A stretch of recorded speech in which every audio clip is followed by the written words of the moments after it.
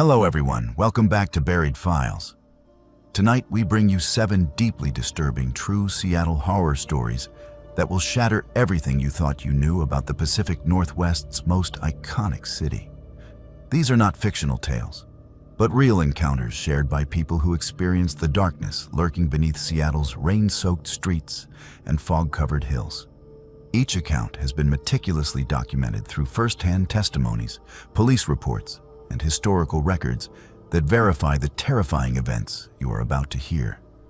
From the haunted corridors of Pike Place Market to the shadowed trails of the Cascade foothills, from the underground passages forgotten by time to the modern high-rises of South Lake Union, Seattle harbors secrets that most residents will never discover. And perhaps that is for the best. Tonight, you will hear from 7 individuals whose lives were forever changed by encounters with predators, spirits, and phenomena that defy rational explanation. If you appreciate authentic horror content drawn from verified true events that will keep you awake long after the video ends, subscribe to Buried Files and hit the notification bell so you never miss our latest investigations into the darkness that hides in plain sight. After you listen to these chilling accounts, we want to hear from you in the comments below about your own experiences with the unexplained. Now settle in as we descend into the buried files of Seattle's most disturbing true horror stories. This happened when I was about 14 years old, living in Capitol Hill, just a few blocks from the old Harvard Exit Theater. My name is George, and back then I thought I knew Seattle inside and out. I had grown up in the city, rode the bus alone since I was 12, and considered myself pretty street smart for a kid who spent most of his time reading comic books and playing video games. Looking back now, I realize how naive I actually was. How close I came to becoming another statistic, another missing person poster taped to a telephone pole that people walk past without really seeing. It was a Thursday in early November, one of those gray Seattle afternoons where the sky hangs so low and heavy that it feels like you could reach up and touch it. The rain had been coming down steady all day.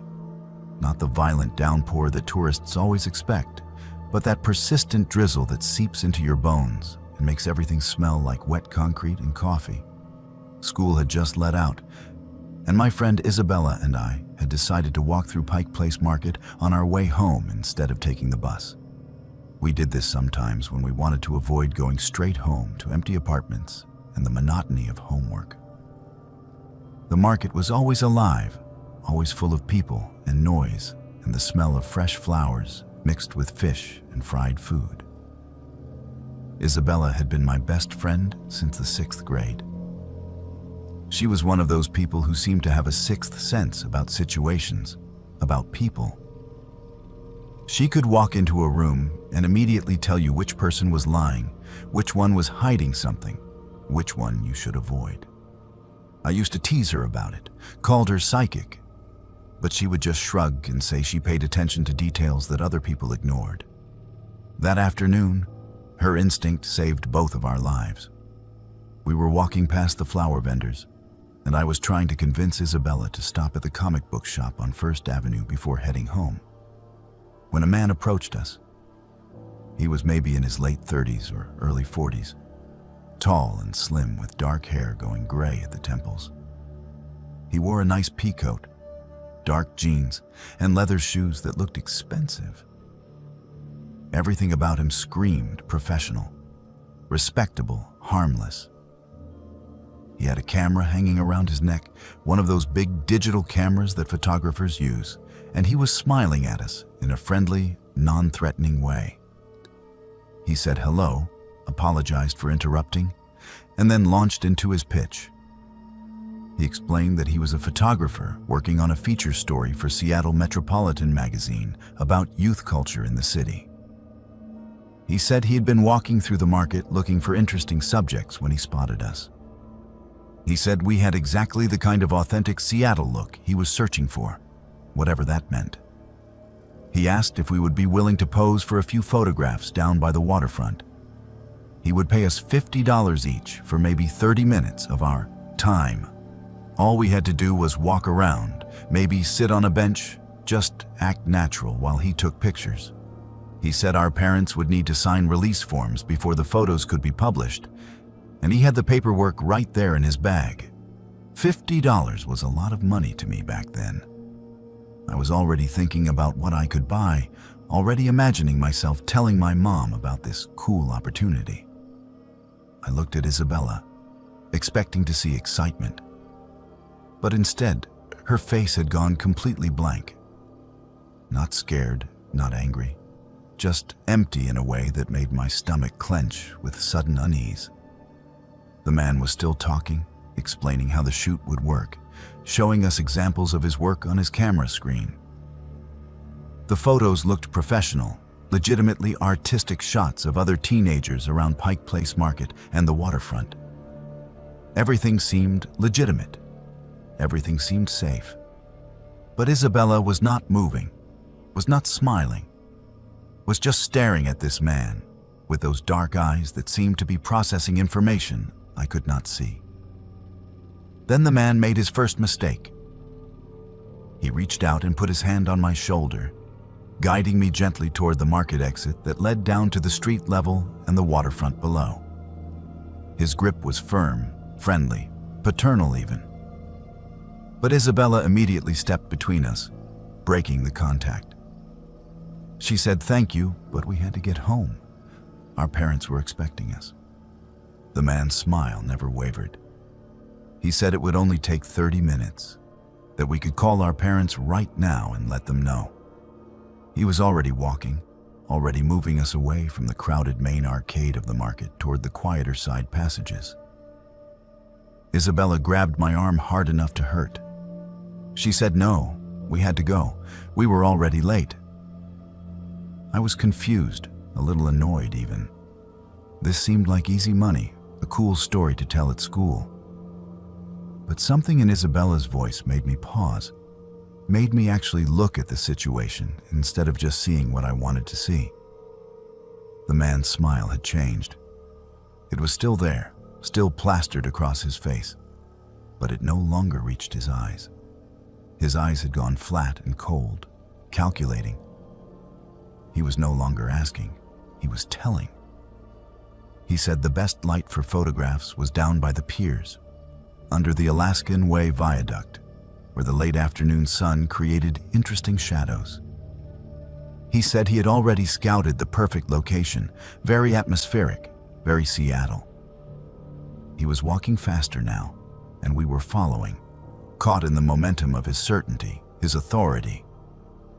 That is when Isabella did something that probably saved our lives.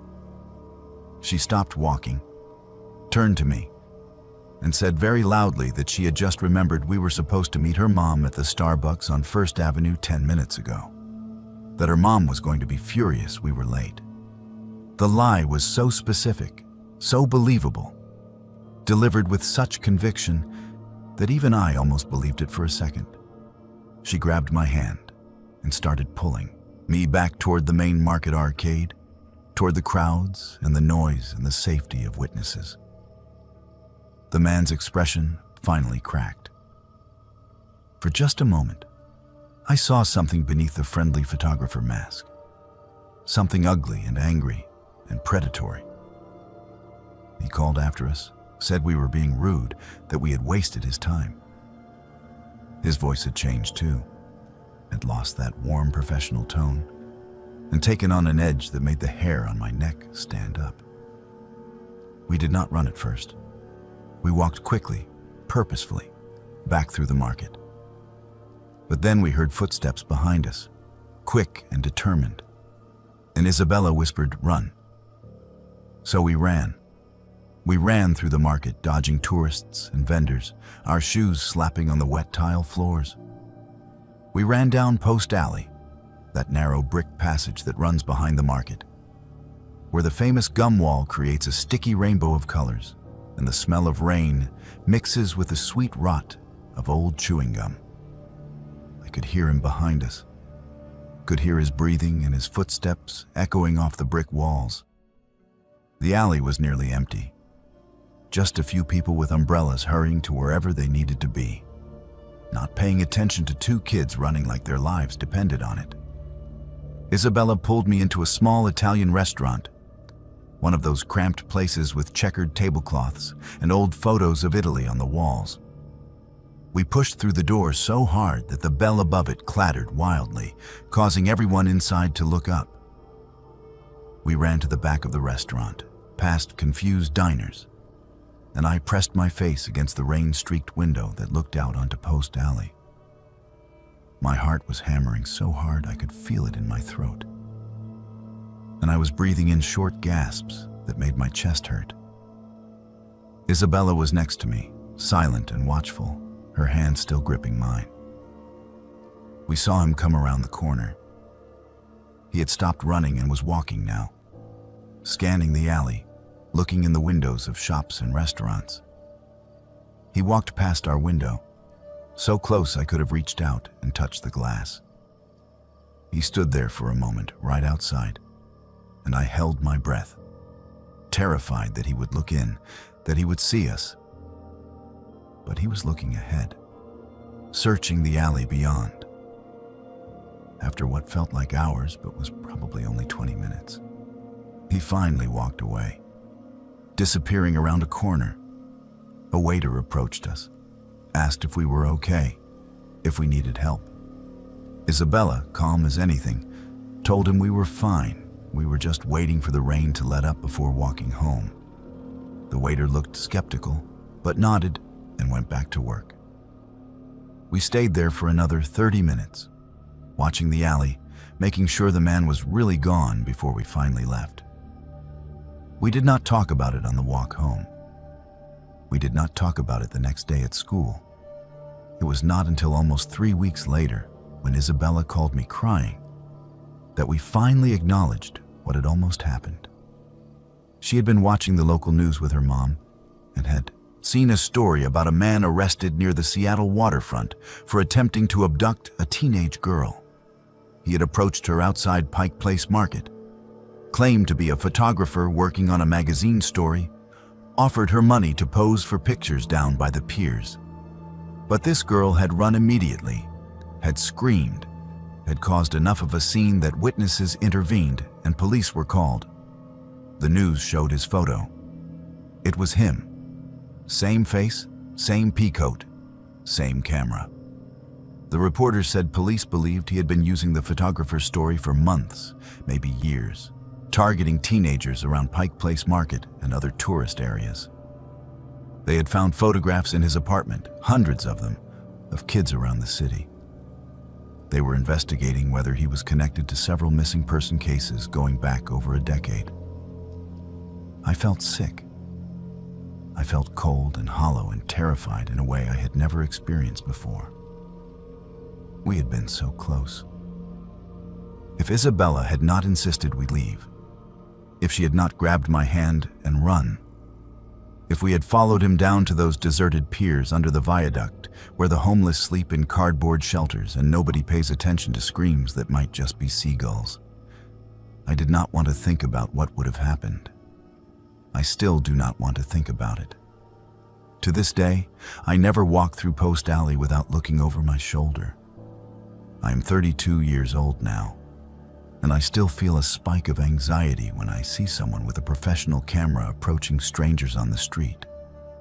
I still think about how easily I was fooled, how eagerly I was ready to follow a predator to a secondary location for $50 and the chance to be in a magazine. I think about Isabella's instinct, her immediate recognition that something was wrong even when everything seemed right. I think about the girl who screamed, who fought, who created a scene and got him arrested. I think about all the kids who maybe were not as lucky, who did not have an Isabella, who did not run fast enough. Seattle is a beautiful city. It is my home and I love it. But it taught me young that monsters do not always look like monsters. Sometimes they look like photographers with nice cameras and professional smiles. Sometimes they walk right up to you in the middle of a crowded market and offer you exactly what a lonely, naive kid wants to hear. And sometimes, if you are very lucky, you have a friend who sees through the disguise and pulls you back from the edge before it is too late. My family has lived in Seattle since the 1920s, and my grandmother used to tell me stories about the old Butterworth building on Pike Street. But I never believed her until I started working there. My name is Isabella, and I have always considered myself a rational person, someone who needs evidence and logic to accept something as true. I do not believe in astrology or psychics or any of that supernatural nonsense that seems so popular in Seattle these days. Or at least, I did not believe in it. What happened to me in that building changed everything I thought I knew about the world.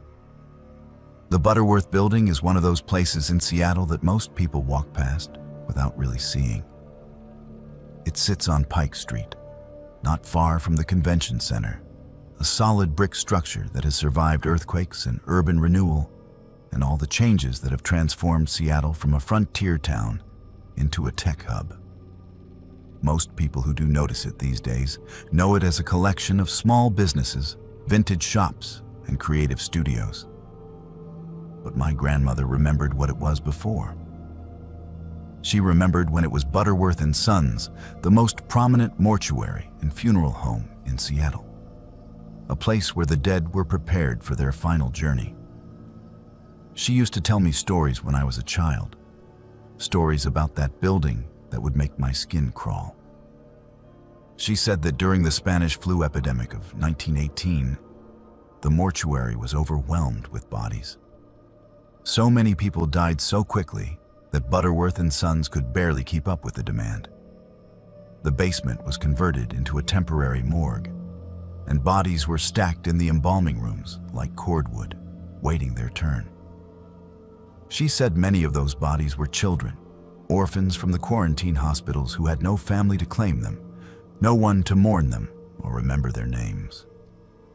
She said their spirits never left, that they were still down there in the basement, waiting for someone to take them home. I always dismissed these stories as the superstitions of an old woman who had grown up in a different time, a time when people believed in ghosts and hauntings because they did not understand science or psychology. I would smile and nod and change the subject, never taking any of it seriously.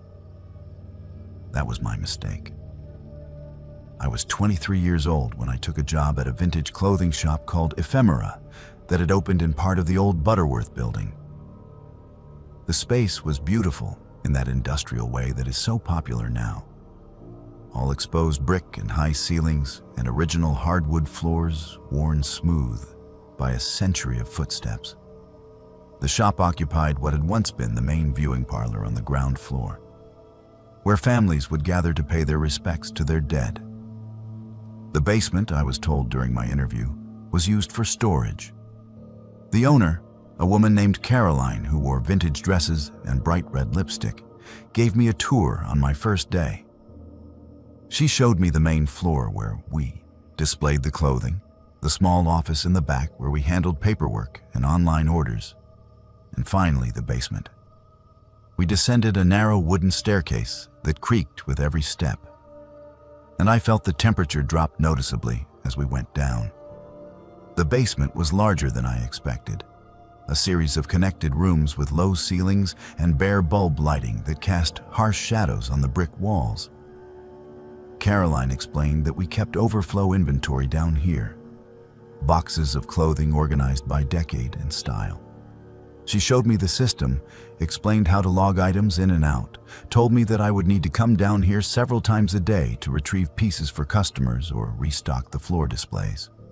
Then she paused at the entrance to one of the rooms at the far end of the basement, a room that was darker than the others, and said something that should have been a warning. She said that room gave her the creeps, that she tried to avoid storing anything in there if possible. She said sometimes she heard noises coming from that direction, like machinery running or water dripping, even though there was no plumbing or electrical equipment in that part of the basement. She laughed nervously when she said it, like she was embarrassed to admit such an irrational feeling. I laughed too, trying to put her at ease, and said old buildings always made strange noises. She seemed relieved that I was not the superstitious type. The first few weeks at the job were completely normal. I enjoyed the work, enjoyed helping customers find the perfect vintage piece, enjoyed the quiet moments when the shop was empty and I could organize inventory or read behind the counter. The basement trips were unremarkable. I would go down, find what I needed, and come back up. Nothing strange, nothing unusual, just a cold basement in an old building. Then things started to change. It began with the cold spots. I would be walking through the basement, perfectly comfortable in my sweater, and suddenly hit a pocket of air so cold that my breath would fog in front of my face. These spots were not near any windows or doors, not anywhere that would explain a draft. They were just there, random patches of freezing air that I would walk through and then immediately back into the normal basement temperature. I told myself it was old building ventilation, uneven heating, something perfectly rational. Next came the sounds. I would be alone in the basement, sorting through boxes of 1960s shift dresses or 1940s suits. And I would hear what sounded like an elevator running. It was a distinctive sound, that mechanical whine of cables and pulleys, the clunk of doors opening and closing. But there was no elevator in the basement, at least not one that worked. Caroline had told me there used to be a service elevator that connected all the floors, the one they used to move caskets and bodies. But it had been sealed shut decades ago when the building was renovated. I would stop what I was doing and listen, trying to pinpoint where the sound was coming from. It always seemed to be coming from that far room, the one Caroline said gave her the creeps. The sound would last for maybe 30 seconds, then stop abruptly, leaving behind a silence that felt heavier than it should. I started to feel uneasy in the basement, started to rush through my tasks down there so I could get back upstairs to the natural light and the presence of customers. I did not tell Caroline about the sounds. I did not want her to think I was as superstitious as she was. Did not want to validate her irrational fears with my own. Then one evening, everything changed. It was late October, almost closing time. Caroline had left early for a dentist appointment, leaving me to close the shop alone. It was something I had done several times before without incident. I was going through the closing checklist, counting the register, tidying the displays, preparing the deposit. The last task was always to go down to the basement and make sure all the lights were off and the back door was locked. I descended the stairs, my footsteps echoing in the empty building. I walked through the first room, switching off lights as I went. Then the second room, then the third. I was heading toward that far room, the creepy one, when I heard something that made my blood run cold. Children laughing. It was not loud, not raucous playground laughter, but soft and distant, like it was coming from very far away or from behind a thick wall. It had an odd quality to it, echoey and slightly distorted, like an old recording played through damaged speakers. I stopped walking and listened, my heart starting to pound in my chest. The laughter continued for a few seconds, then faded away. I told myself I had imagined it, that it was just sounds from the street above filtering down through the old building in strange ways. But my hands were shaking as I continued toward the back of the basement. That is when I noticed that the door to the far room was open. I was absolutely certain I had not opened it, and Caroline never stored anything in there. The door should have been closed. I approached slowly, every instinct screaming at me to turn around and leave, to go back upstairs and forget about checking that room. But I could not leave without making sure everything was secure. It was my responsibility. I reached the doorway and looked inside. The room was empty except for a few broken wooden chairs stacked in one corner. The single bare bulb that hung from the ceiling was on, casting everything in harsh white light that created deep shadows. I stepped inside to turn off the light, and that is when the smell hit me. Formaldehyde. That sharp, chemical smell that makes your eyes water and your throat close up. It was so strong it made me gag, made me put my hand over my nose and mouth. There was no reason for that smell to be there. The building had not been a mortuary in over 40 years. Nothing in our vintage clothing inventory would smell like that. I backed toward the door, my eyes watering, desperate to get out of that room and back to fresh air. That is when I heard footsteps on the stairs behind me. Small footsteps, like a child's, descending the wooden stairs. I froze, listening to the rhythmic creak, creak, creak of someone coming down. But I was supposed to be alone in the building. I had locked the front door myself. No one could have come in. The footsteps reached the bottom of the stairs and stopped. I stood perfectly still, afraid to move, afraid to breathe. Then I heard them again, closer now, coming through the first room of the basement toward where I stood. I wanted to run, wanted to scream, but I could not seem to make my body obey. I just stood there, frozen, as those small footsteps came closer and closer. Then I saw him. He was standing in the doorway of the far room, a small figure barely 4 feet tall. He looked like he was maybe 7 or 8 years old, wearing clothes from another era, old-fashioned clothes like you would see in photographs from the 1910s. Short pants, a button-up shirt, suspenders. His face was pale, so pale it almost seemed to glow in the harsh basement light. His eyes were dark and sunken, and they were staring right at me. We looked at each other for what could have been seconds or hours. Time seemed to have stopped, seemed to have lost all meaning in that cold basement with the smell of formaldehyde and the sound of my heart hammering in my ears. Then the boy spoke. His voice was quiet, barely a whisper, but I heard it clearly. He said, "I want to go home." That broke the spell. I screamed and ran. I ran through the basement rooms, up the stairs, through the shop, out the front door onto Pike Street. I stood on the sidewalk, gasping for air, shaking so hard my teeth were chattering. People walking past looked at me strangely, gave me a wide berth, probably thought I was drunk or high or crazy.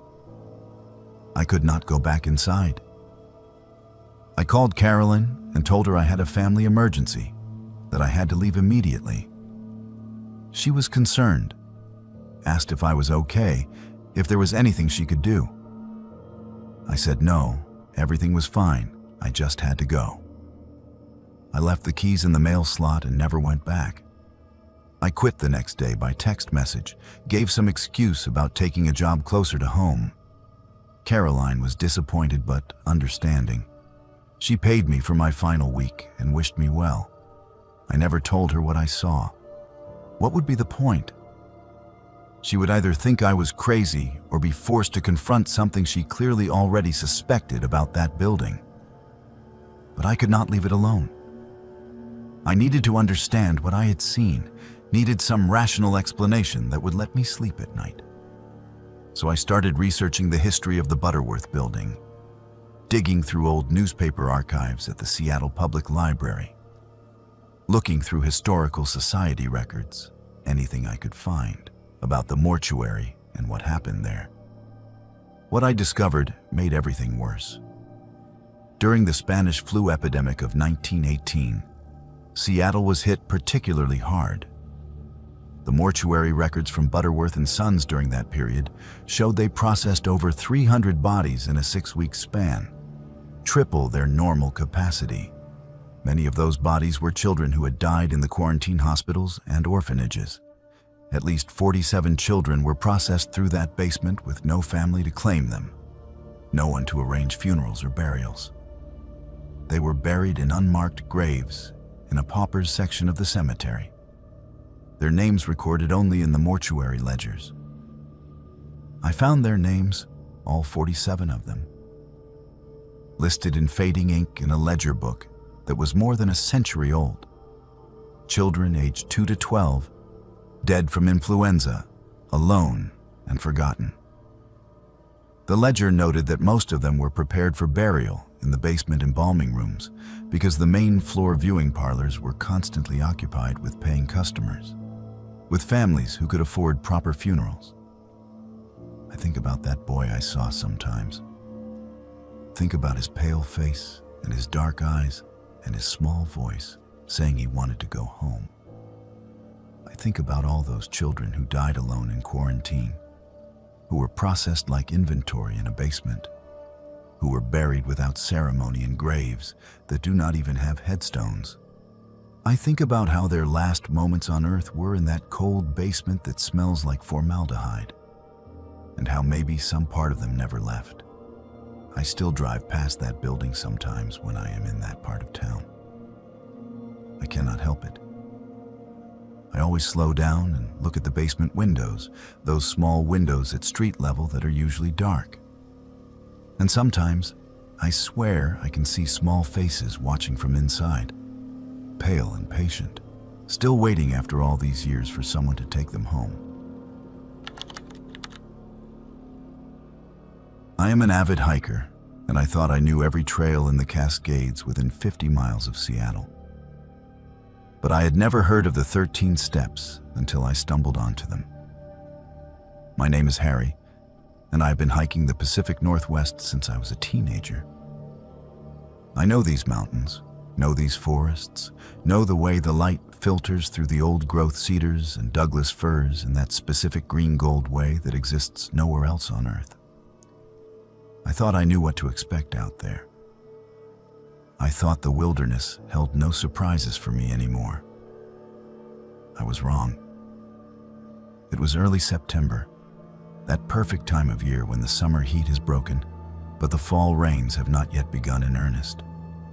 The trails are empty of tourists, the foliage is still green and lush, and you can hike for hours without seeing another soul. That is exactly what I was looking for that Saturday morning when I drove out to the Maltby area, to a trailhead I had hiked dozens of times before. I was alone, which was not unusual for me. My friends often complained that I was too intense about hiking, that I moved too fast and wanted to cover too many miles for a casual weekend outing. So I'd gotten used to going solo, used to the solitude and the rhythm of my own footsteps on the trail, the sound of my own breathing in the quiet forest. I enjoyed it. There is something meditative about hiking alone, something that clears the mind and strips away all the noise of daily life. I had seen photos online of a waterfall in this area, a small cascade that was supposed to be particularly beautiful this time of year. The photos showed moss-covered rocks and water tumbling into a clear pool, sunlight breaking through the canopy in dramatic rays. It looked like something out of a fantasy movie, and I wanted to see it in person, wanted to photograph it myself. The problem was that the exact location was not marked on any trail map. The photographer who posted the images had been deliberately vague about where it was, probably trying to keep the spot from being overrun. So I was improvising, using the photos as reference and my own knowledge of the area to guess where the waterfall might be. I hiked the main trail for about 2 miles, then started looking for places where a smaller creek might branch off, where there might be a cascade hidden back in the trees. After another half-hour of searching, I spotted what looked like an old trail, barely visible, overgrown with ferns and salal, but still showing the slight depression in the forest floor that indicates a path. I followed it. The trail was narrow and steep, winding between massive cedars and over fallen logs slick with moss and fungi. I had to watch my footing carefully, had to use my hands sometimes to steady myself on the rocks. The forest grew darker as I went deeper, the canopy closing overhead until only scattered patches of light made it through to the forest floor. It was beautiful, in that primal, slightly unsettling way that old-growth forest can be, where you feel very small and very temporary in the presence of trees that have been standing for centuries. I hiked for maybe 20 minutes on this overgrown path, and I was starting to think I had made a mistake, that this trail was not going to lead anywhere useful, when I came around a bend and saw them. The steps. They were made of stone, old stone worn smooth by time and weather. They descended into the earth at a steep angle, disappearing into darkness below. There were 13 of them. I counted. Each step was maybe 8 inches high and 2 feet deep, cut from what looked like granite or some other hard stone. They led down to an iron door set into the hillside, a door that looked like it belonged to a root cellar or some kind of old storage facility. The door was rusted and weathered, but still solid. It had a heavy iron handle and what looked like the remains of a padlock, broken and hanging loose. There was no sign indicating what this was, no historical marker or explanation, just steps leading down to a door in the middle of nowhere, miles from any road or building. I stood there for a long moment, trying to figure out what I was looking at. Was this some kind of old mine entrance? A forgotten bunker from World War II? The Cascades are full of abandoned infrastructure from logging operations and early settlements, places that nature has been slowly reclaiming for decades. This could be anything. Curiosity got the better of caution. I descended the steps, counting as I went. 1, 2, 3, 4, 5, 6, 7, 8, 9, 10, 11, 12, 13. The air grew noticeably colder as I descended, and I could smell earth and stone and something else. Something organic and slightly rotten like mushrooms or decay. At the bottom, I reached out and touched the iron door. It was warm, not hot, but distinctly warm to the touch, which made no sense given the cold air surrounding it. I tried the handle. It was locked or stuck or both. The door would not budge. I put my ear against the metal and listened. At first I heard nothing, just the faint sound of wind in the trees above me. But then, very faintly, I heard something else. Voices. Multiple voices speaking in unison, a rhythmic chanting or singing that was too muffled for me to make out words. It sounded like it was coming from far away, from deep underground. Every rational part of my brain was telling me this was just acoustics, just sound traveling in strange ways through the earth and the old door. Maybe there were hikers somewhere nearby, and their voices were carrying through some underground passage or rock formation. But it did not sound like casual conversation. It sounded deliberate, ritualistic, like a prayer or an incantation. I stepped back from the door, suddenly very aware of how alone I was, how far from the main trail, how no one knew exactly where I had gone. If something happened to me out here, if I got hurt or lost, it could be days before anyone found me. The thought sent a spike of anxiety through my chest. I turned to climb back up the steps, ready to leave this strange place behind and return to the familiar comfort of the marked trail. I put my foot on the first step and started counting as I climbed. 1, 2, 3, 4, 5, 6, 7, 8, 9, 10, 11, 12, 13, 14.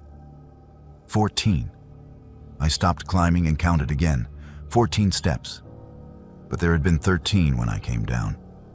I was sure of it. I had counted carefully. 13 steps down to the door.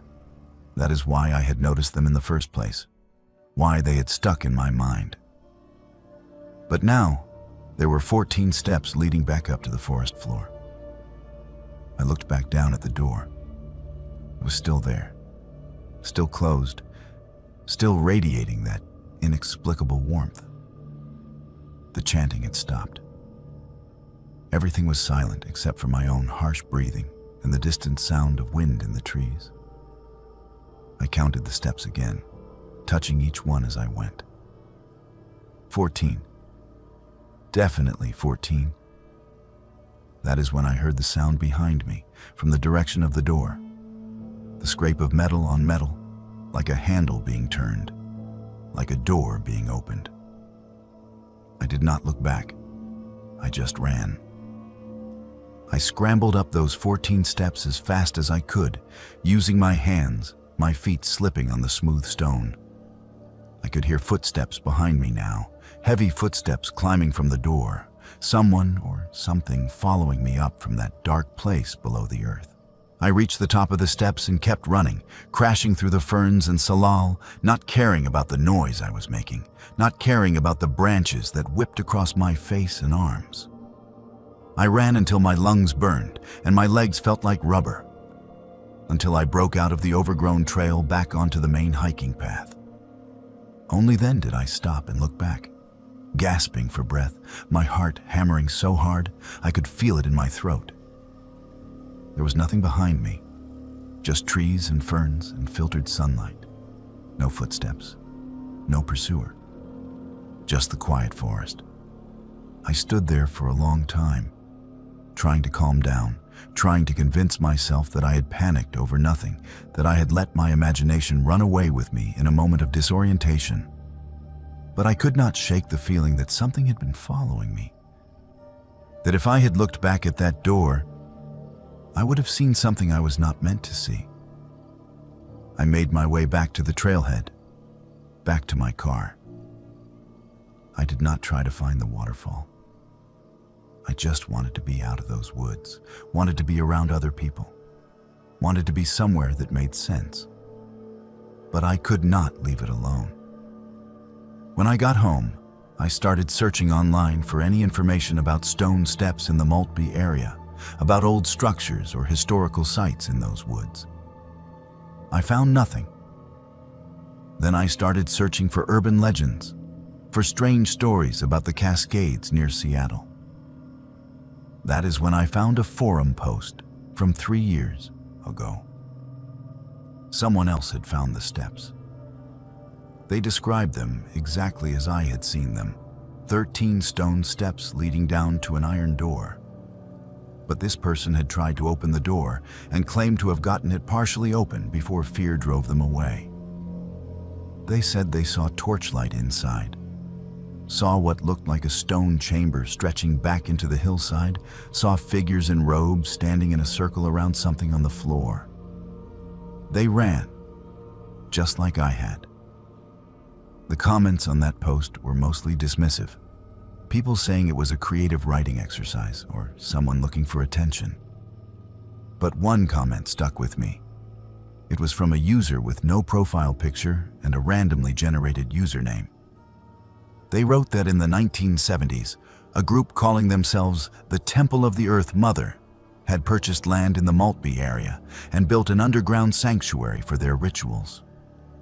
The cult had disbanded in the early 1980s after several members disappeared and others reported being held against their will.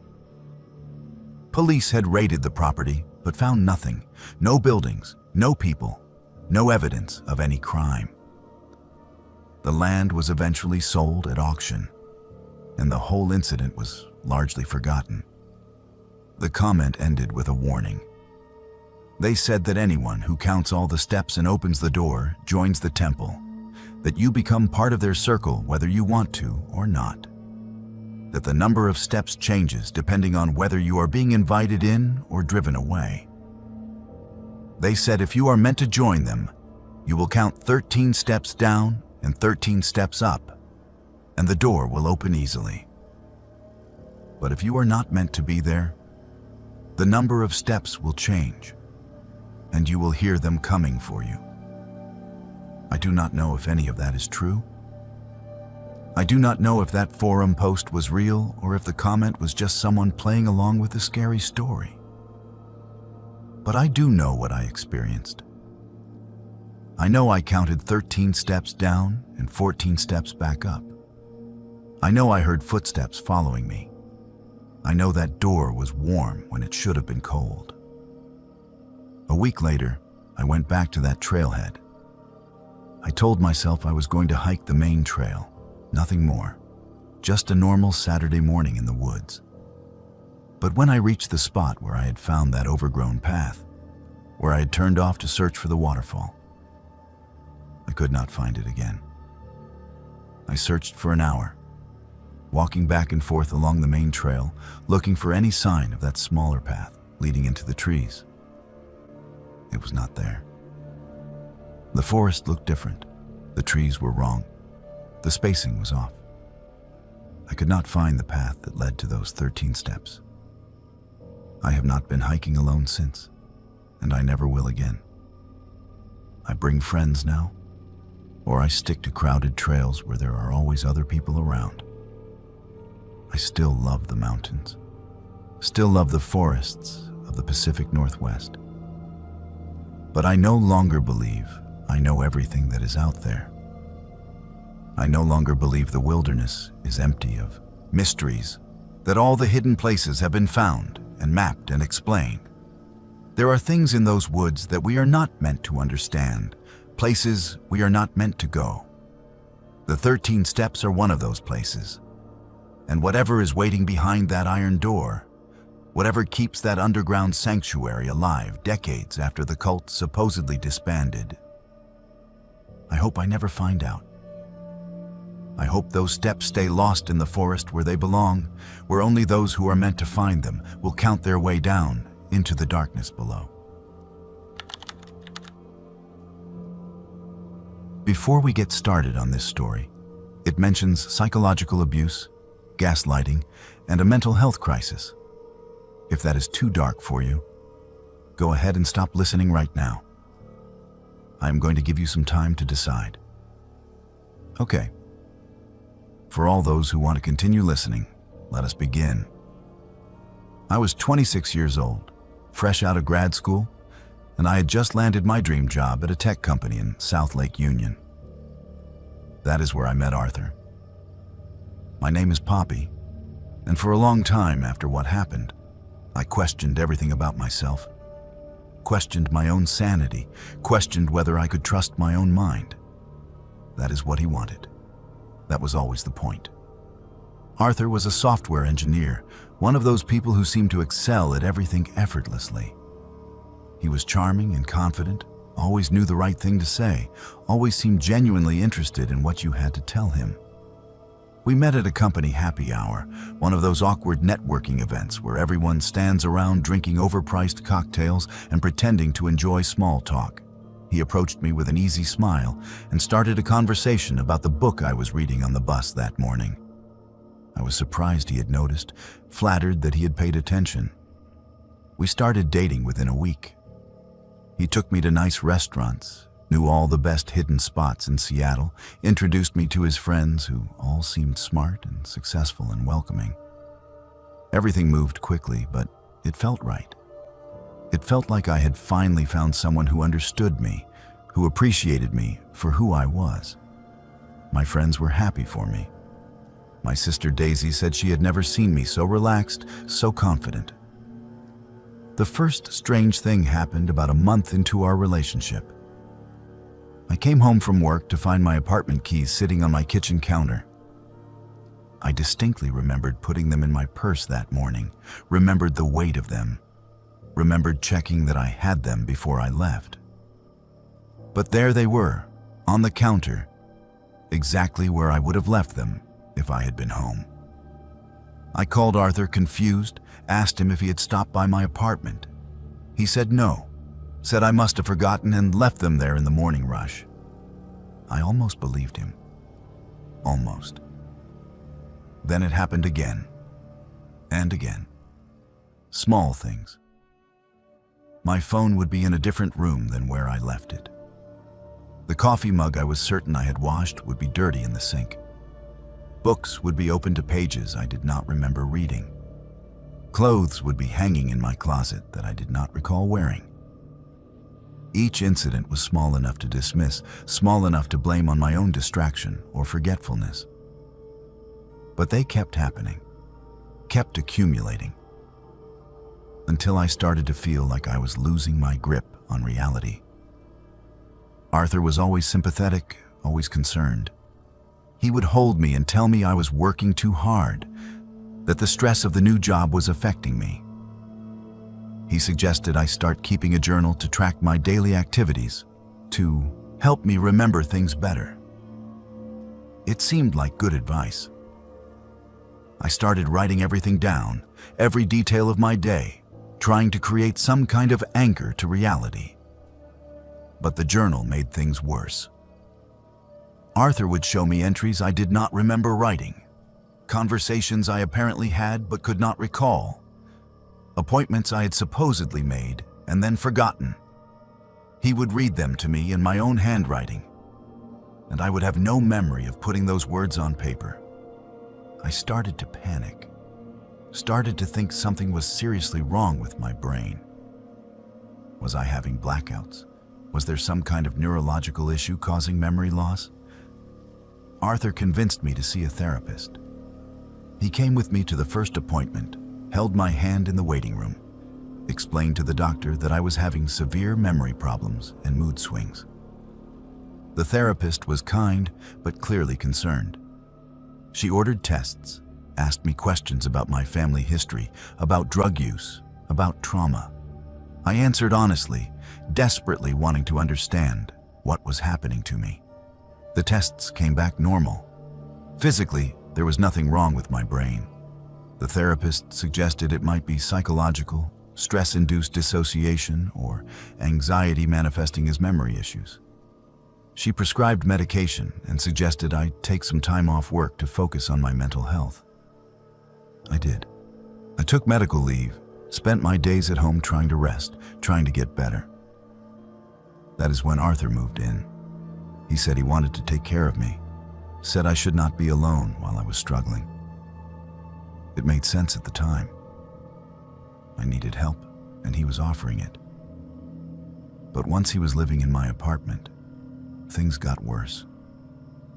Much worse. My friends stopped calling. When I asked Arthur about it, he showed me text messages from my phone to theirs, messages where I apparently told them I needed space, that I did not want to see them anymore. The messages were in my texting style, used my typical phrases and emojis. But I had no memory of sending them. When I tried to call my friends directly, they sounded hurt and distant. They said I had been acting strange, saying horrible things about them to Arthur, accusing them of trying to sabotage my relationship. I confronted Arthur about it. He looked genuinely confused, genuinely hurt that I would accuse him of anything. He showed me my journal entries where I had apparently written about how my friends were jealous of my happiness, how they were trying to come between us. He showed me my phone records proving the messages had come from my device. What could I say? The evidence was all there, in my own hand, from my own phone. I started to believe I was going insane. Started to think that maybe I was doing these things, saying these things, and then blocking them out. Maybe the person I thought I was did not actually exist. Maybe I was someone else entirely, someone cruel and paranoid and unstable, and the real me was just now coming to the surface. Arthur was patient through all of it. He took care of me, cooked my meals, managed my medications, kept track of my appointments. He was always there, always watching, always knowing exactly where I was and what I was doing. At the time, it felt like love, like devotion. Looking back, I understand it was control. The night everything changed, I could not sleep. The medication made me drowsy, but also gave me vivid, disturbing dreams that would jolt me awake in a panic. It was maybe 3 a.m, and Arthur was asleep next to me, his breathing deep and even. I got up carefully, trying not to wake him, and went into the living room. I sat on the couch in the dark, trying to calm my racing thoughts, trying to figure out how my life had fallen apart so completely in just a few months. That is when I saw his laptop. He had left it open on the coffee table, the screen dark but not closed. I had never looked through Arthur's computer before, had never felt the need to. But something made me reach out that night, made me tap the keyboard to wake the screen. It was not password protected. The browser was still open to a tab, and what I saw there made my blood run cold. It was a forum, some kind of online community I had never heard of. The thread Arthur had been reading was titled "Advanced Gaslighting Techniques." I scrolled through it, my hands shaking, reading post after post from people discussing how to psychologically manipulate their partners, how to make someone doubt their own reality, how to isolate them from friends and family. Arthur had been an active participant. He had dozens of posts asking for advice, sharing his own experiences, bragging about his successes. He described what he was doing to me in clinical detached language like I was some kind of experiment. He talked about installing spyware on my phone that let him send messages as me and delete incoming calls and texts. He talked about how he would sneak into my apartment before we were officially dating and move things around to make me think I was forgetful. He talked about writing in my journal while I slept, mimicking my handwriting after weeks of practice. I kept reading, kept clicking through his post history, discovering more and more evidence of a calculated, systematic campaign to destroy my sense of self. He had been planning this from the beginning, had targeted me specifically because I seemed trusting and compliant. He had researched psychological conditioning techniques, had studied how to break someone down and rebuild them as someone dependent and controllable. I felt like I was going to be sick. I felt rage and horror and a strange kind of relief all at once. I was not crazy. I had not been imagining things or forgetting things or losing my grip on reality. Everything that had happened was real, was intentional, was done to me deliberately by someone I loved and trusted. I took photos of everything with my phone, screenshots of the forum posts, pictures of the laptop screen. I worked quickly and quietly, terrified that Arthur would wake up and catch me. When I had documented everything I could find, I closed the laptop and went back to the bedroom. I climbed into bed next to him, my heart pounding so loud I was sure it would wake him. But he just slept on, peaceful and undisturbed. I did not sleep at all that night. I lay there in the dark, planning. I could not confront him. I could not let him know that I knew. Men like Arthur, men who were capable of this kind of calculated cruelty, were dangerous when cornered. I needed to be smart. I needed to get out safely. The next morning, I pretended everything was normal. I smiled and ate the breakfast Arthur made me and took the medication he handed me. I watched him get ready for work, kissed him goodbye at the door, and the moment he was gone, I started packing. I took only what I could carry, only what was essential. I called my sister Daisy from a payphone in a grocery store parking lot because I did not trust my own cell phone anymore. I told her everything, sent her the screenshots, begged her to let me stay with her in Tacoma. She came to get me within 2 hours. We drove away from my apartment, away from Seattle, away from Arthur and the life he had constructed for me. I filed a police report that same day. I got a restraining order with the evidence I had gathered. The police told me what Arthur had done was not technically illegal in all aspects, that psychological abuse was difficult to prosecute. But the spyware and unauthorized access to my phone and computer could potentially result in charges. So this is part 2. Arthur violated the restraining order within a week. He showed up at Daisy's workplace, claiming he was worried about me, that I had stopped taking my medication and was having a mental health crisis. Daisy called the police and he was arrested. But he only received probation, a slap on the wrist for what he had done to me. That is when the real harassment started. He created fake social media profiles and sent messages to my friends and family claiming I was dangerous and unstable.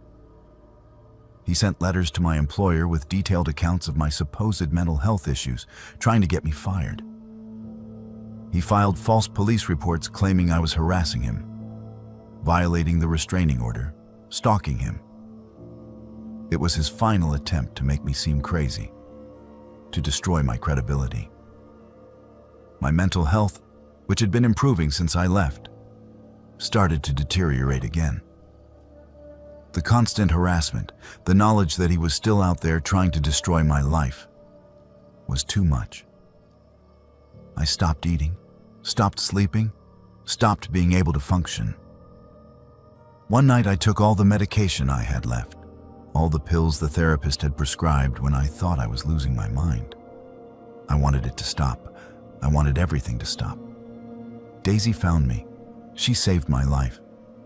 I spent 2 weeks in a psychiatric facility, and then months in intensive therapy, learning to rebuild my sense of self, learning to trust my own perceptions again.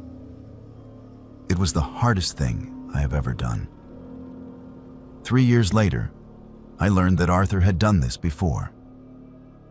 2 other women came forward with similar stories after he was finally arrested for violating a different restraining order. They had experienced the same systematic gaslighting, the same isolation from friends and family, the same destruction of their mental health. I testified in court, helped put him away for 2 years on stalking and harassment charges. It was not enough, but it was something. I am doing better now. I have learned to trust myself again, learned to recognize the signs of manipulation and control. But I still check every corner of every room I enter, still verify everything twice, still keep detailed records of my daily activities, just in case I need to prove to myself that my memories are real. I will probably do that for the rest of my life. My best friend Millie and I were 21, and we had tickets to see a show at the Moore Theater downtown, something we had been looking forward to for months. My name is Daisy, and that night taught me that sometimes the most dangerous predators are not hiding in dark alleys or empty parking lots. Sometimes they walk right up to you in a crowd, wearing a costume that makes you trust them, makes you follow them willingly into danger. The Moore Theater is one of those beautiful old Seattle venues that makes you feel like you have stepped back in time. It opened in 1907, and everything about it feels historic and grand, from the ornate ceiling to the red velvet seats. Millie and I loved going to shows there because it felt special, felt like an event rather than just another concert. That night we were seeing an indie band we both loved, and we had been talking about it for weeks, planning our outfits, deciding where we would get dinner beforehand. The show was incredible. The band played for almost 2 hours, and the crowd was energetic and happy, everyone singing along and dancing.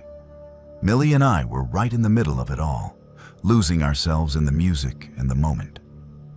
It was one of those perfect nights where everything feels right, where you feel young and alive and exactly where you are supposed to be.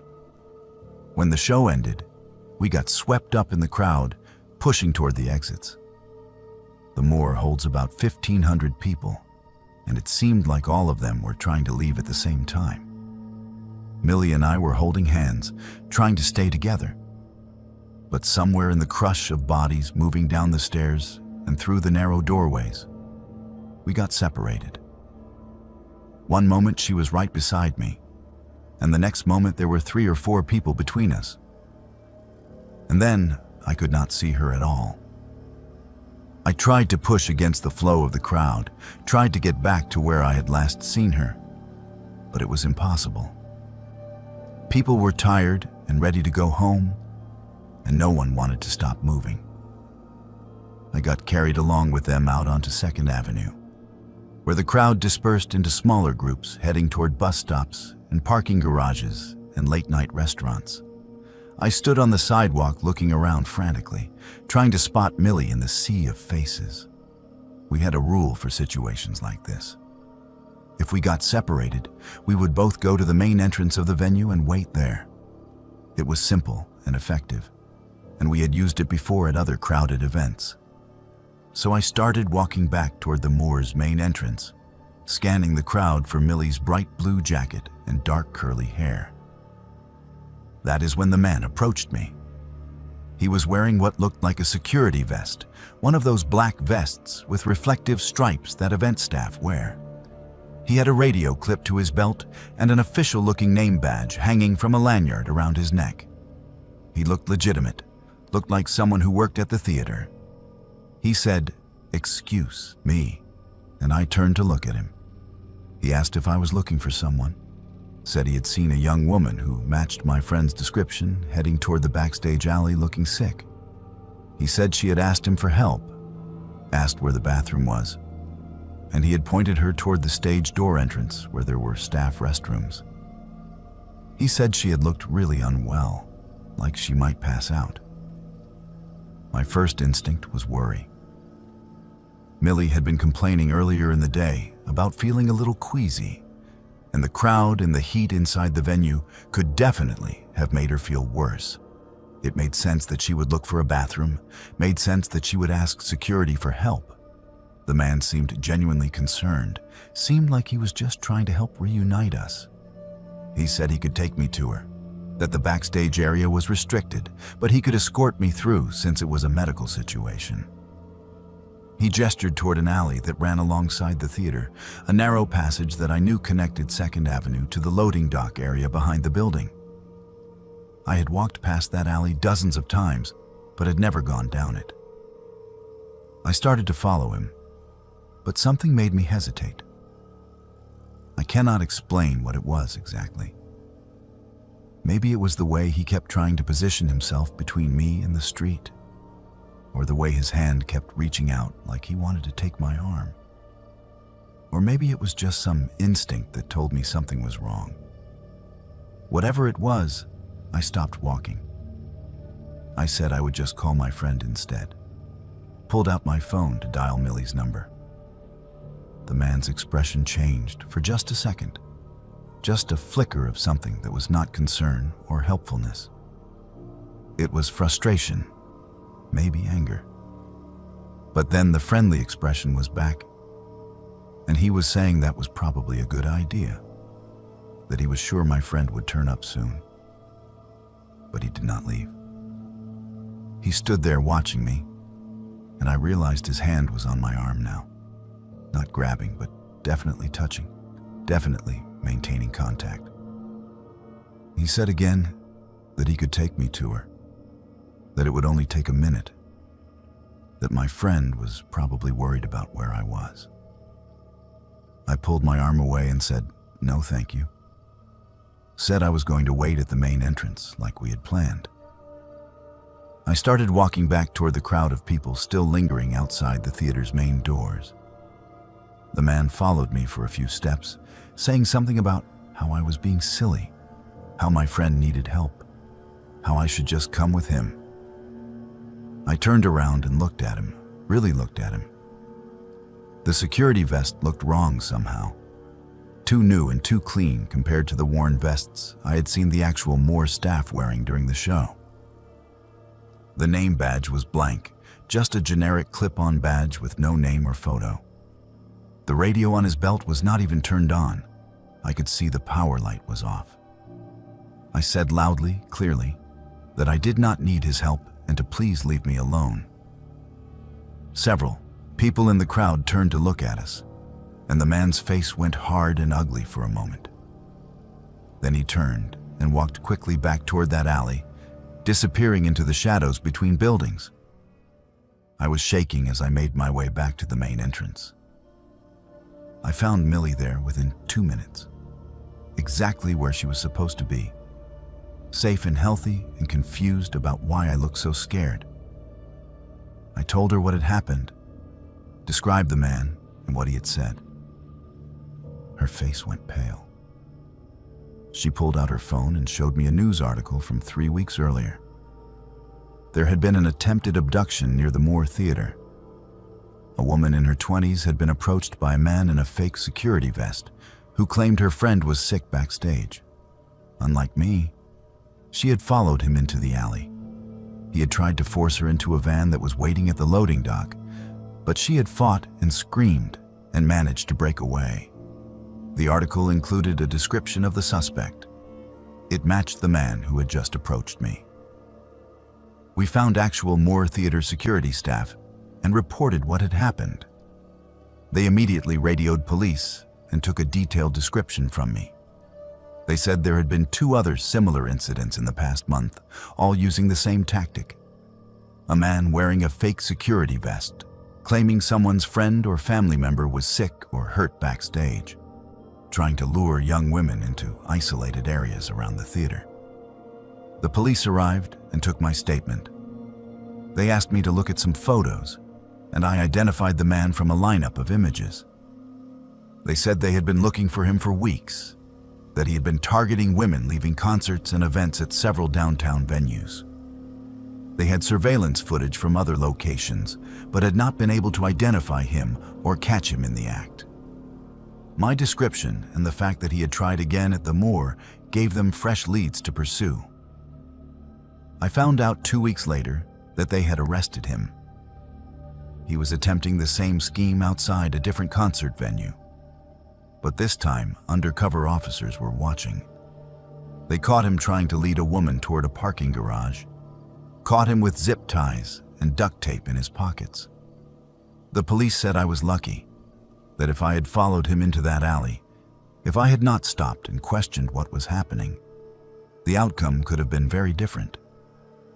Millie and I still go to concerts together, still love live music and the energy of a crowd. But we do not go to downtown Seattle venues anymore. We stick to smaller neighborhood theaters, places where we can park close and walk directly from the car to the entrance and back again. We keep our phones charged and our keys in our hands. We never let ourselves get separated in a crowd, and if we do, we immediately text rather than going to look for each other. I think about that night often. Think about how easily I almost followed that man. He looked legitimate, sounded legitimate, played perfectly on my worry for my friend. If I had been a little more drunk, a little more distracted, a little less suspicious by nature, I would have walked right into that alley with him. I would have become another statistic, another cautionary tale, another reason for young women to be afraid.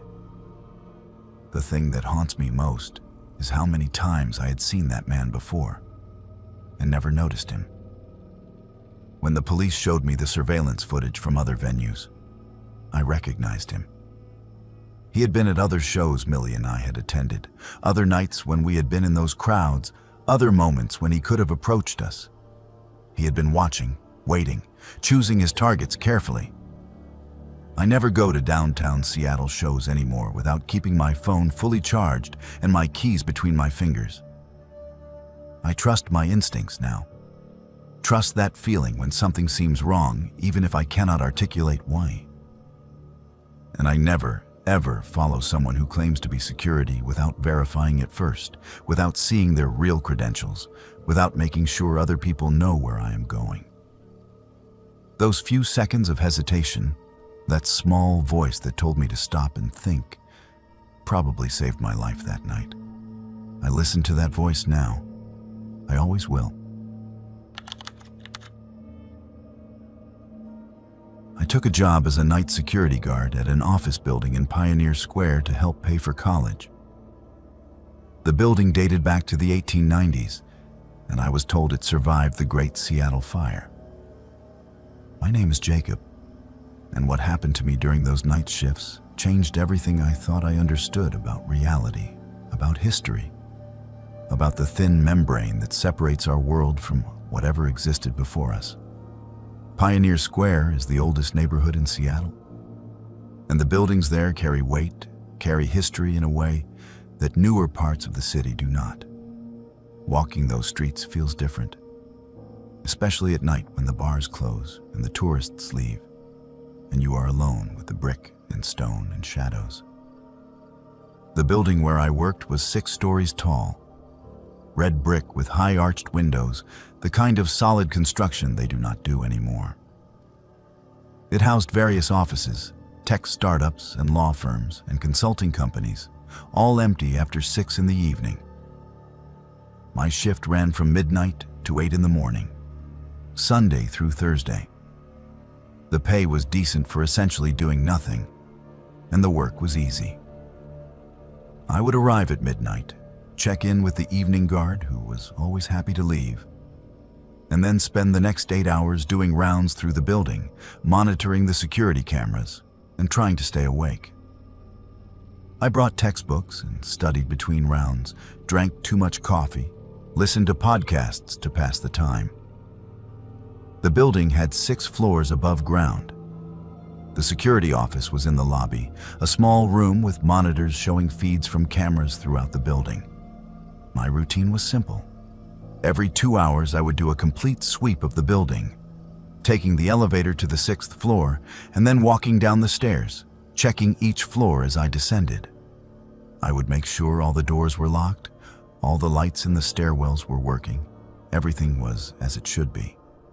Then I would return to the security office and wait for the next round. I had been working there for about 3 weeks when it happened. It was a Tuesday night, or technically Wednesday morning, around 2 in the morning. The building was dead quiet in that way that old buildings get at night. Not silent, but filled with small sounds.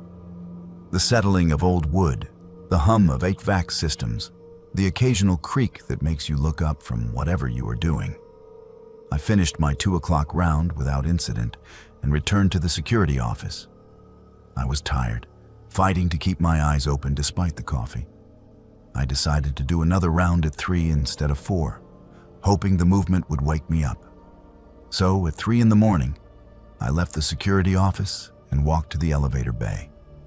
There were 2 elevators in the building, old ones that had been modernized over the years, but still retained their original brass fixtures and wood paneling. I pressed the call button and waited.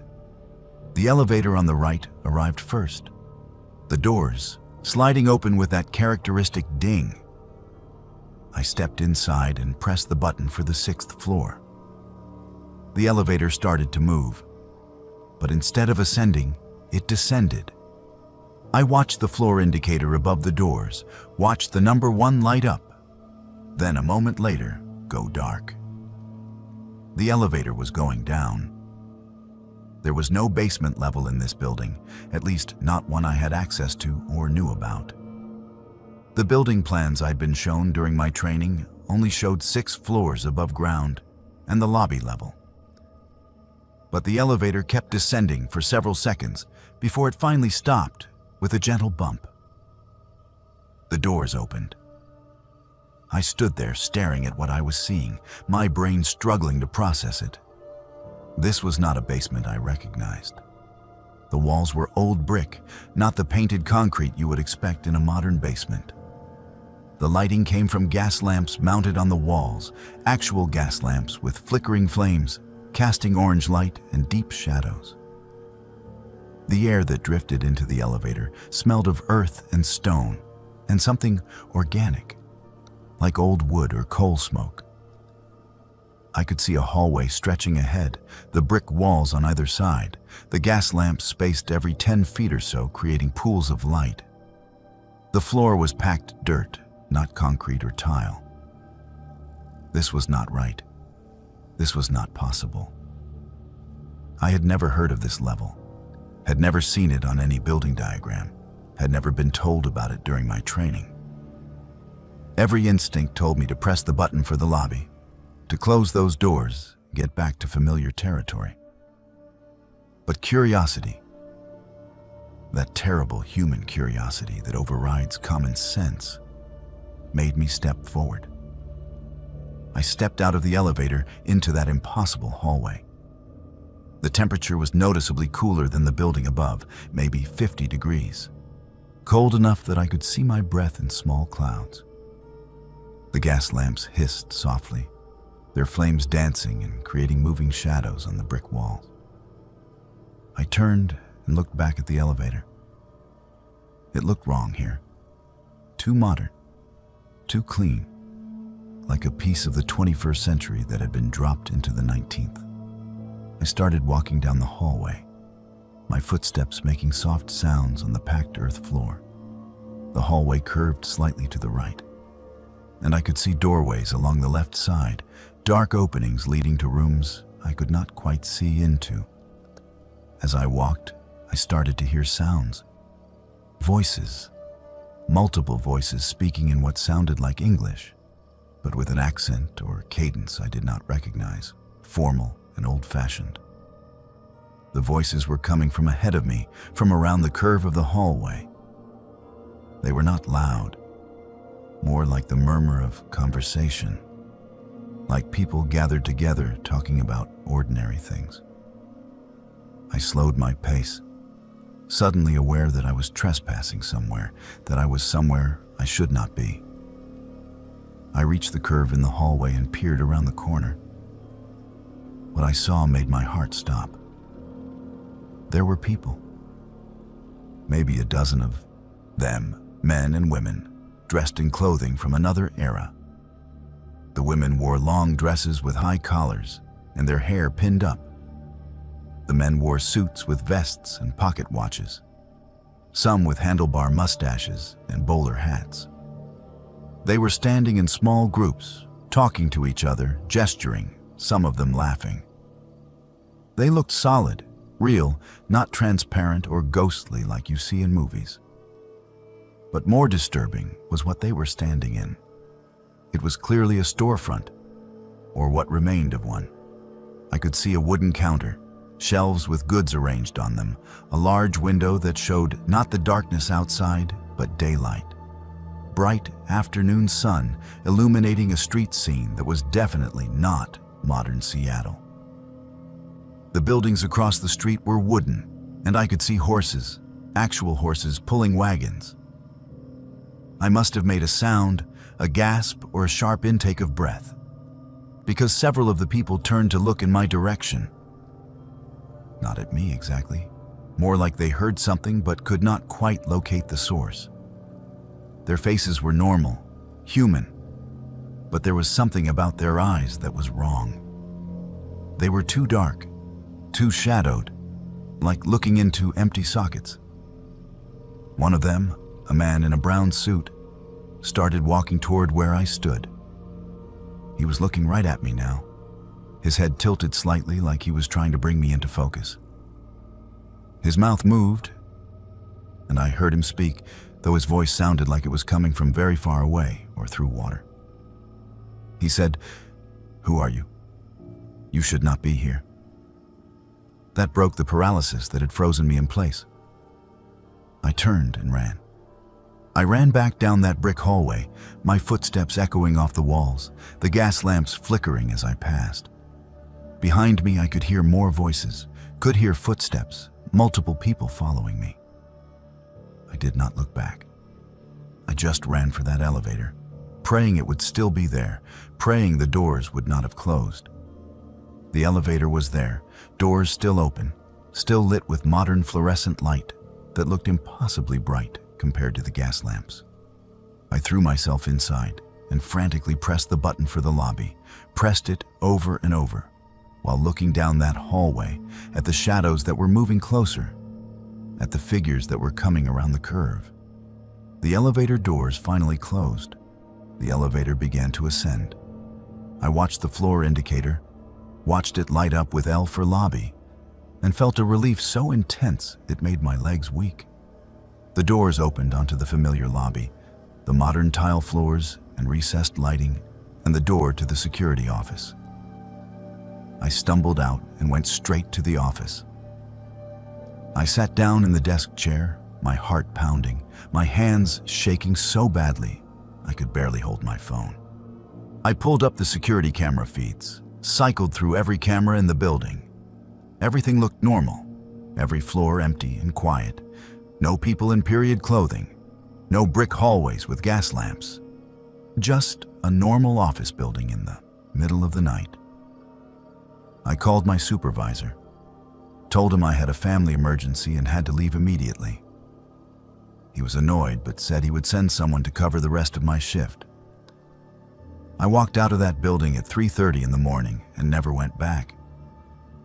I quit by email the next day, forfeited my last paycheck rather than return to collect it.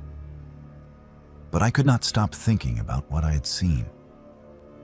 I spent the next week researching, trying to find some explanation that would let me sleep at night. That is when I learned about the Seattle Underground.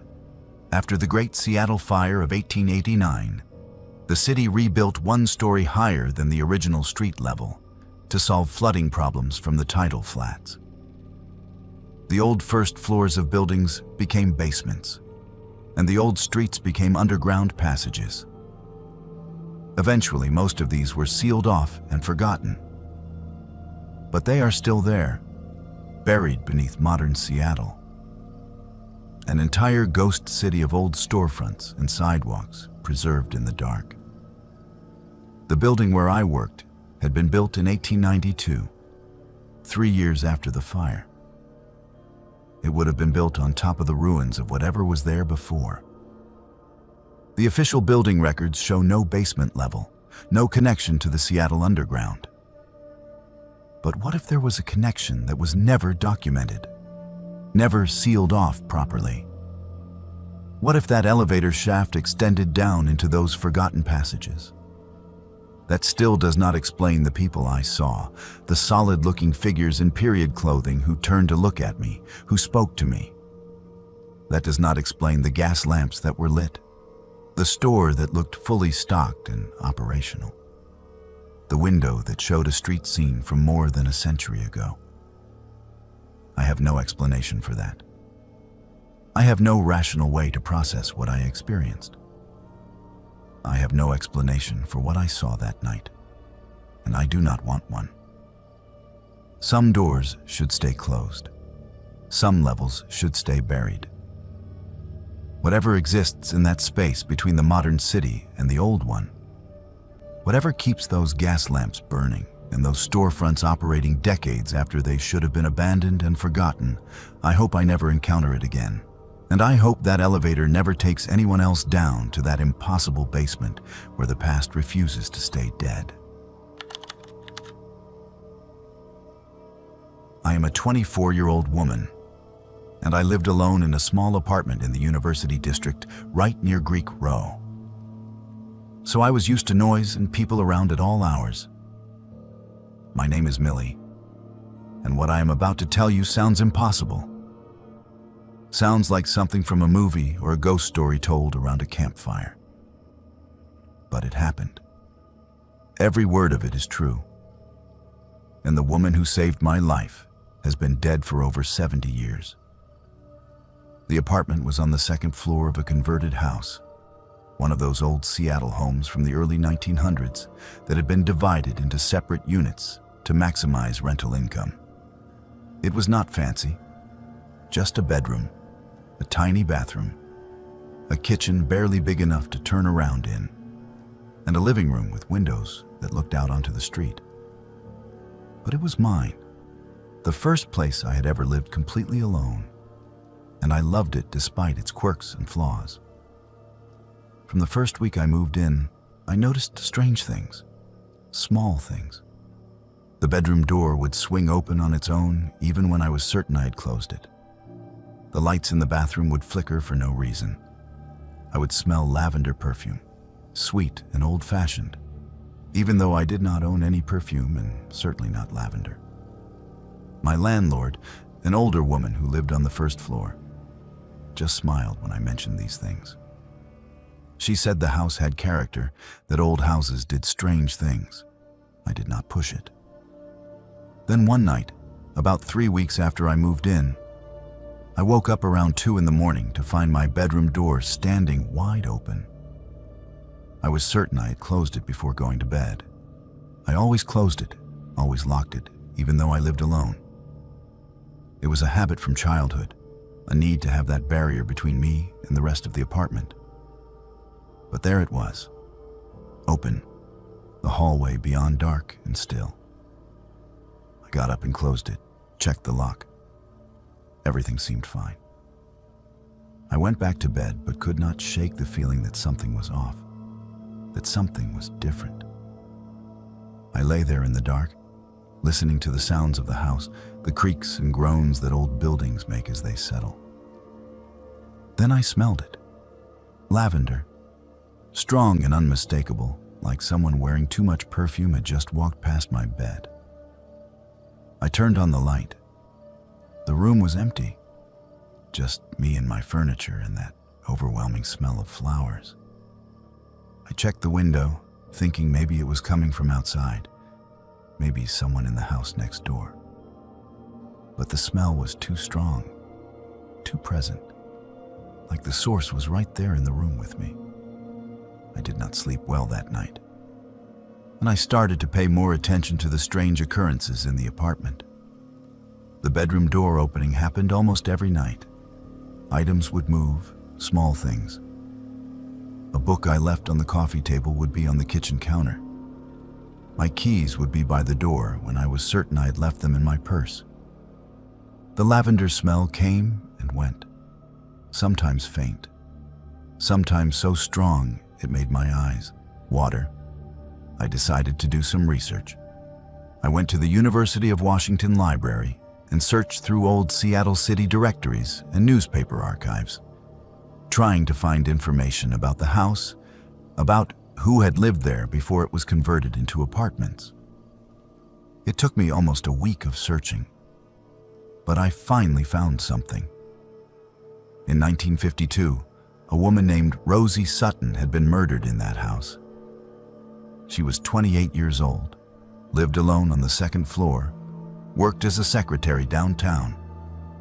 Her ex-boyfriend had broken in one night, angry that she had ended their relationship, angry that she had moved on. He stabbed her in her bedroom. She died before the ambulance arrived. He was caught, tried, and sent to prison, where he died 15 years later. The article included a photo of Rosie. She was pretty, with dark hair styled in the fashion of the early 50s, wearing a dress with a modest collar and a pearl necklace. She looked kind, looked like someone you would want to be friends with. The article mentioned that neighbors remembered her love of gardening, particularly lavender, which she grew in pots on her windowsill. I sat in the library staring at that old newspaper photograph and felt a chill run down my spine. The lavender smell, the protective feeling I sometimes got in the apartment, like someone was watching over me. The door that opened on its own. It all made a horrible kind of sense. I should have been terrified. I should have moved out immediately, found a different apartment, gotten away from a place where a woman had been murdered in the same bedroom where I slept every night. But I did not feel afraid. The presence in the apartment, whatever it was, did not feel malevolent or threatening. It felt protective, watchful, like Rosie was still there, still looking out for the young woman living alone in her old home. I started talking to her. I know how that sounds. But late at night, when I smelled the lavender or saw the bedroom door open, I would say hello, would thank her for keeping me company. Sometimes I would tell her about my day, about classes at the university or problems with friends. I never got a response, never saw anything or heard a voice. But the apartment felt warmer somehow, felt less lonely. Then one night, about 4 months after I moved in, everything changed. I had gone to bed early, around 11, exhausted from a long day of classes and work. I fell asleep quickly and slept deeply until something woke me. I did not know what at first. I just opened my eyes and found myself completely alert, my heart pounding with adrenaline, even though I had no idea why. Then I heard it, a sound from the living room, a footstep, then another. Someone was in my apartment. I froze in bed, barely breathing, listening. More footsteps, slow and deliberate. Someone moving through my living room toward the bedroom. My phone was in the living room, charging on the kitchen counter. I had no way to call for help. The bedroom door was closed, and I could see the handle starting to turn. That is when my bedroom door slammed shut. Not just closed, but slammed with such force that the whole wall shook. Then I heard the lock engage, that distinctive click of the deadbolt sliding into place. But I was in bed. I was 10 feet away from the door. There was no one else in the room. The door handle rattled violently, someone on the other side trying to force it open. Then a man's voice, low and angry, cursing. He was trying to get into my bedroom, and the only thing stopping him was a door that had locked itself. I heard a woman's voice then, clear and strong, shouting from somewhere in the apartment. "Get out! Leave her alone!" It was not my voice. It was not anyone I knew. It was a voice from another time, commanding and fierce. There was a crash, the sound of something heavy hitting the floor, then more cursing from the man. I heard him stumble, heard his footsteps running toward the apartment entrance, heard the front door bang open, and then footsteps pounding down the stairs. Then silence. I stayed in bed, shaking, too terrified to move. I waited for what felt like hours, but was probably only 20 minutes. Then my bedroom door unlocked. I heard the deadbolt slide back. The door swung open slowly, revealing the dark hallway beyond. The apartment was empty. The front door was standing wide open, cold air rushing in from outside. I grabbed my phone from where it had mysteriously appeared on my nightstand, even though I knew it should have been in the living room, and called 911. The police arrived within minutes. They searched the apartment and found evidence of forced entry at the front door, the lock broken, the wood around the frame splintered. They found a knife on the living room floor, a hunting knife with a 6-inch blade that did not belong to me. They asked if I had seen the intruder, if I could describe him. I told them the truth as far as I knew it. Someone had broken in, tried to get into my bedroom, then ran away. I did not mention the door slamming shut on its own, did not mention the woman's voice, did not mention Rosie. They would have thought I was crazy. What I did not tell the police was that my apartment had been trashed. The coffee table was overturned. A lamp was broken on the floor. Books had been knocked off shelves. It looked like someone had been thrown around the room, like there had been a violent struggle. But I had been locked in my bedroom the entire time. I had not heard a fight, had not heard anyone else. Just footsteps, cursing, and that woman's voice telling him to get out. The police caught him 3 days later. He had been following me for weeks, they said. Watching my routine, learning my schedule, waiting for the right opportunity. He had dozens of photos of me on his phone, pictures taken from across the street, pictures of me going to class, going to work, coming home. The police found evidence that he had been planning this for a long time, that he had chosen his moment carefully. When they arrested him, he kept talking about the woman. He said a woman in an old-fashioned dress, hair styled like it was the 1950s, had attacked him in my apartment. He said she threw a lamp at him, pushed him, screamed at him to leave. He said her eyes were wrong, too dark like empty holes. He said she was not real, could not be real, but she had touched him, had hurt him. The police thought he was on drugs or making up a story. But I knew better. I pulled up the old newspaper photo of Rosie Sutton and showed it to the police officer taking my statement. I asked if this looked like the woman the intruder described. The officer looked at the photo, then at me, clearly confused about why I was showing him a newspaper clipping from 1952. He confirmed it matched the description the intruder had given, then asked how I knew. I said she used to live in my apartment, that she died there protecting herself from a man who broke in. The officer did not know what to say to that. I still live in that apartment. I know that seems strange. Seems like I should have moved out after what happened. But I feel safer here than I would anywhere else. I know Rosie is still here, still watching over me, still protecting the young woman who lives in the home that should have been hers for so many more years.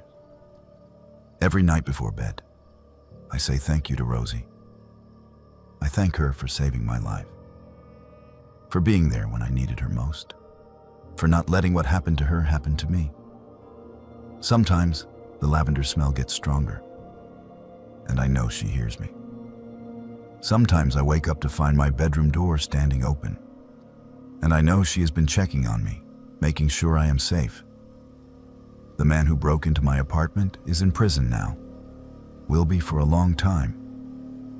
The police said I was lucky, said if I had not locked my bedroom door, he would have gotten to me, that things would have ended very differently.